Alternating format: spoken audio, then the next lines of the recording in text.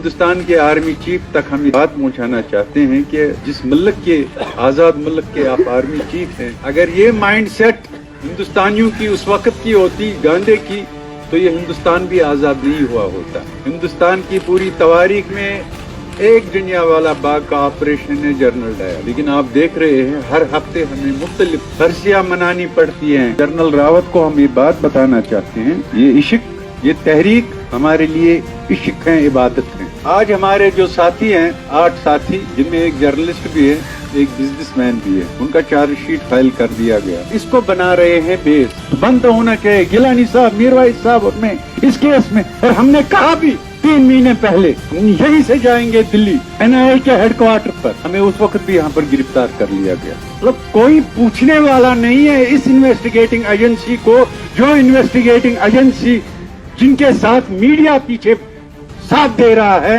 झूठ और फरेबकारी का, कोई इनको ये नहीं पूछ रहा है। अगर आप कहते हो कैलेंडर तो सिर्फ 3 लोगों के नाम से निकलता था, इसमें चौथा नाम भी नहीं था कोई, तो ये क्यों जेल में बंद है? और बुरहान वानी को शहीद आपकी फौजियों ने किया, आपकी फौजियों ने उस पर जश्न मनाया, तो इसमें पाकिस्तान कहां से आ गया? क्योंकि ये हक खुद पहले हमें हिंदुस्तान ने दिया था कि हम आपको मुस्तकबिल का फैसला करने का हक देंगे।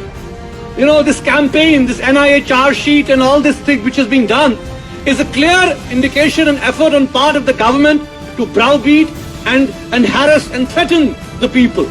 Kashmir is a political problem, no military solution.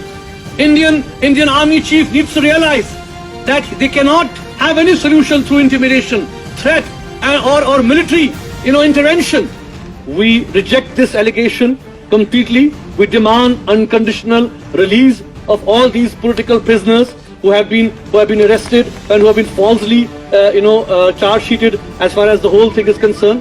And secondly, as far as the statement of the Indian Army Chief is concerned, that is a very clear indication that how they want to pursue a policy of military intervention, using military might to scuttle the voice of the